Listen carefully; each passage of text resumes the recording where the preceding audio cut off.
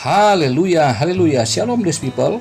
Kiranya berkat dan damai sejahtera Allah dalam Tuhan Yesus Kristus menjadi bagian kita sepanjang hari ini. Bersama saya, Pendeta Theodorus dari channel Rumah Berkat, House of Blessing. Tema kita hari ini adalah motivasi yang salah untuk bertemu Yesus. Firman Tuhan terambil dari Injil Lukas pasal 9 ayat 7-9. Mari kita baca bersama firman Tuhan. Herodes, raja wilayah, mendengar segala yang terjadi itu, dan ia pun merasa cemas, sebab ada orang yang mengatakan bahwa Yohanes telah bangkit dari antara orang mati. Ada lagi yang mengatakan bahwa Elia telah muncul kembali, dan ada pula yang mengatakan bahwa seorang dari nabi-nabi dahulu telah bangkit. Tetapi Herodes berkata, Yohanes telah kupenggal kepalanya. Siapa gerangan dia ini yang kabarnya melakukan hal-hal demikian? Lalu ia berusaha supaya dapat bertemu dengan Yesus. Nah, saudara yang terkasih dalam Tuhan, belakangan ini di media-media massa nasional, khususnya di bulan September ini, beberapa ormas dan beberapa kelompok gerakan politik sangat gencar menggaungkan akan adanya bahaya laten mengenai kebangkitan Partai Komunis Indonesia atau PKI. Benarkah demikian? Ya wallahu alam lah. Nah, kembali ke pokok bahasan. Saudaraku, Herodes adalah raja wilayah atas Galilea. Menurut kamus Alkitab yang terdapat di Alkitab terjemahan Lembaga Alkitab Indonesia yang saudara punya, dikatakan bahwa Herodes adalah yang dimaksudkan di sini Herodes Antipas. Dialah yang membunuh Yohanes Pembaptis yang tidak ditulis oleh Lukas, namun ditulis oleh Matius dan Markus. Yohanes Pembaptis ini yang dieksekusi oleh Herodes Antipas dengan cara penggal kepala. Nah, saudaraku, kecemasan Herodes ini dikarenakan isu yang beredar bahwa Yohanes Pembaptis telah bangkit dari antara orang mati di ayat yang ke-7. Memang yang diberitakan adalah tentang Yesus, tetapi Herodes mendengar mengenai perbuatan-perbuatan adikodrati dari Yesus sehingga ia menyimpulkan bahwa Yesus itulah Yohanes Pembaptis yang bangkit. Nah, ini dapat saudara baca dalam Matius 14 ayat 1-2 dan Markus 6 ayat 14-16. Nah, kemudian ditambah lagi dengan berita-berita yang menyusul kemudian mengenai kemungkinan Yesus adalah Elia atau salah seorang dari nabi-nabi perjanjian lama yang telah bangkit. Begitulah dikatakan ayat 8. Nah, hal inilah yang menambah rasa penasaran Herodes untuk bertemu dengan Yesus. Di ayat ke-9, Lukas kemudian menuliskan, dan memang hanya Lukas yang menuliskan bagian ini, bahwa Herodes akhirnya bertemu dengan Yesus setelah ia ditangkap.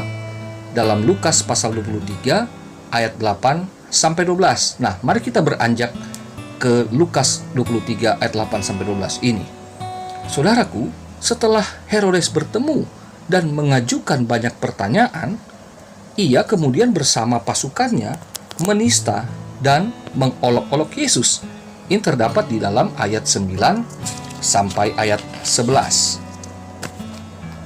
Ternyata saudara, dari sinilah kita dapat melihat bahwa keinginan Herodes untuk bertemu dengan Yesus bukan karena ia mempunyai kerinduan untuk mengenal Yesus sebagai Mesias, tetapi ia hanya mengharapkan Yesus mengadakan suatu tanda.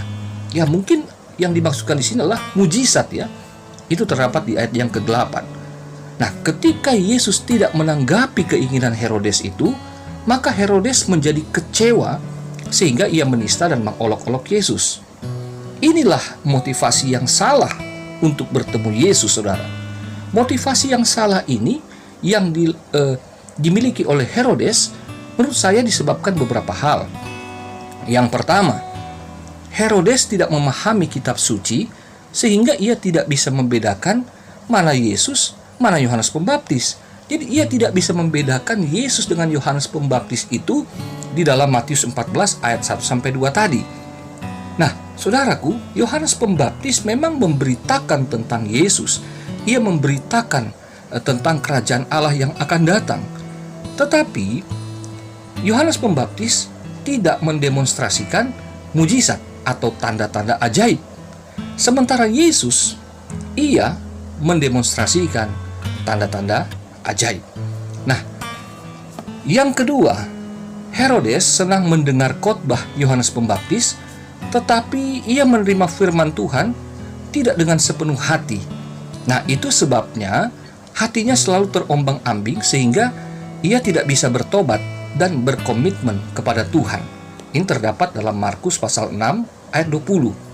Ya, banyaklah tipe begini ya, senang banget dengar khotbah, tapi hidupnya nggak berubah-berubah. Nah, ini ciri-ciri Herodes, saudara, hati-hati. Yang ketiga, Herodes ini adalah seorang raja yang angkuh. Jika Herodes memang ingin bertemu Yesus untuk mengenalnya secara pribadi, maka tentu ia bisa dengan rendah hati mengundang Yesus datang ke istananya, atau lebih rendah hati lagi, jika ia yang bersedia datang untuk menemui Yesus, di mana kita tahu bahwa Yesus tidak pernah menolak orang-orang yang mengundang atau mendatanginya, bukan? Nah, saudaraku, ini dapat menjadi pelajaran buat kita semua, bahwa kita sebagai anak-anak Tuhan janganlah memiliki motivasi seperti Herodes ini ketika kita mencari Tuhan. Nah, saudara perlu tanamkan dalam hati dan pikiran bahwa Yesus ini bukan pesuruh kita yang harus selalu mengadakan mujizat dan menjawab setiap keinginan kita, meskipun kita memintanya demi namanya sendiri. Kan seringkali ini seperti mantra yang ajaib, yang pasti terjadi kalau kita berkata dalam nama Yesus, dalam nama Yesus, dengan iman katakan dalam nama Yesus. Nah, ini hati-hati saudara ya, kita bisa terjebak dalam roh keangkuhan seperti Herodes. Ya, angkuh. Kalau Yesus mengadakan mujizat yang kita dengar, maka kita juga bisa mengharapkan hal yang sama. Tetapi ternyata ketika Yesus tidak mengadakan mujizat dalam persoalan hidup kita, dalam pergumulan yang berat, kita minta tanda, ya. Apalagi khususnya banyak orang yang ketika menderita sakit yang menuju hal yang sangat berbahaya, atau sudah koma, atau sudah divonis mati, maka kemudian kita tentu biasa berdoa mengharapkan mujizat. Tetapi ketika Yesus tidak mengadakan tanda heran, tidak mengadakan mujizat, dengan kata lain, orang yang kita doakan atau kita kasihi, mungkin untuk keluarga terdekat kita, maka itu bisa terjadi kekecewaan. Karena saya pernah mendengar ada anggota keluarga yang seperti itu, yang kecewa sama Tuhan dan akhirnya meninggalkan Tuhan karena orang tuanya tidak disembuhkan meskipun sudah berdoa di dalam nama Yesus. Nah, ini saudara angkuh ini maksudnya, karena dia tidak mengenal Yesus secara pribadi, tidak memahami kitab suci, tidak memahami Alkitab, dan tidak terbuka hati sungguh-sungguh setiap mendengar firman Tuhan untuk direnungkan, sehingga hati kita merasa bahwa Yesus itu adalah Tuhan, tetapi kitalah yang berhak untuk memerintah Yesus itu, bukan sebaliknya. Nah, ingat saudara, bahwa para nabi dan para rasul itu hanyalah pesuruh dan utusan Tuhan. Mereka hanyalah para hamba yang melakukan perintah Tuannya. Kalaupun terjadi mujizat saudara dalam pelayanan mereka, itu semua hanya karena kehendak Tuhan.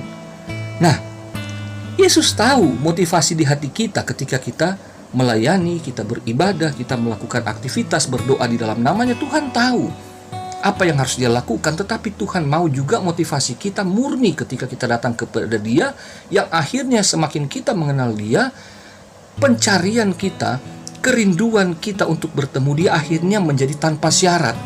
Ada mujizat, nggak ada mujizat, doa kita dijawab, nggak dijawab, ya, pertanyaan-pertanyaan kita di kepala, di benak kita nggak ada jawaban, maka kita tidak akan mengolok-olok atau akhirnya menista dan meninggalkan Tuhan seperti yang dilakukan Herodes. Tetapi justru kita akan semakin merendahkan diri ketika kita semakin mengenal Dia. Untuk itu saudaraku, marilah kita mencari Tuhan di dalam doa, di dalam pembacaan dan perenungan firman Allah, dan mari kita belajar mengenal Yesus itu di dalam perjalanan hidup kita di hari-hari ini. Ya, jangan lupa bahwa mengikuti Yesus tidak selalu di dalam kesenangan-kesenangan, tetapi juga di dalamnya ada penderitaan. Tetapi jangan takut bahwa Yesus yang menyertai kita akan memampukan kita untuk melewati hari-hari yang sukar ini, karena Ia mengasihi kita, tetapi tentu Ia mau motivasi kita adalah murni untuk mengasihi Dia. Tuhan Yesus memberkati saudara, selamat menjalani aktivitas, sampai jumpa. Mari kita satu dalam doa. Ya Allah Bapa di sorga, kami mengucap syukur atas firman-Mu pada hari ini. Kami mau mencari Engkau, kami mau mendekati Engkau dalam doa, dalam pujian, dalam ucapan syukur. Di dalam hari-hari yang sukar seperti ini, kami mau mencintai Engkau, meskipun doa-doa kami sampai hari ini belum terjawab, atau kerinduan kami agar Tuhan melakukan karya-karya yang heran dalam hidup kami itu belum terrealisasi. Dan kami bersyukur ketika Roh Kudus mengingatkan kami melalui pemberitaan firman ini, agar kami tidak memaksakan kehendak, karena apapun yang Tuhan buat itu karena kedaulatan Allah sendiri. Karena Allah tentu lebih tahu apa yang harus dilakukan bagi hidup kami yang terbatas ini. Dan kami bersyukur, berterima kasih karena Tuhan selalu ada berserta kami, sehingga kami tidak akan pernah mungkin ditinggalkan dalam kesulitan-kesulitan yang kami hadapi hari-hari ini. Dan kami Tuhan sebagai anak Tuhan, kami tetap mau berdiri dan berjuang di dalam jalan Tuhan untuk menyatakan kebenaran. Dan kami berdoa bagi bangsa ini agar Tuhan menolong, sehingga Tuhan, bangsa kami, kota kami, keluarga kami, lingkungan kami dapat terbebas dari COVID-19 yang saat ini sedang diperjuangkan oleh pemerintah, oleh gugus tugas dan para dokter tenaga medis, serta para ilmuwan yang masih terus berusaha untuk pengadaan antivirus. Berkati mereka semua Tuhan, dari presiden sampai RT, dari pemerintah yang ada di pusat sampai ke daerah, semua dapat bergandengan tangan, bekerja sama dengan baik, sehingga semua yang Tuhan taruh di hati pikiran mereka dapat terrealisasi demi kebaikan dan pemulihan bangsa kami. Kami berdoa agar para jemaat Tuhan atau anak-anak bangsa Indonesia yang saat ini sedang sakit karena COVID-19, Tuhan teguhkan hati mereka, bangkitkan iman, dan tolong sembuhkan mereka. Kami mohon di dalam nama Yesus. Tuhan tolong pasien-pasien lain juga, mereka yang menghadapi penyakit-penyakit berbahaya lainnya, kiranya mereka juga tertolong oleh anugerah-Mu. Ini doa sembahyang kami mengucap syukur. Kami siap berkarya di hari yang Tuhan anugerahkan ini. Dalam nama Tuhan Yesus. Haleluya. Amin.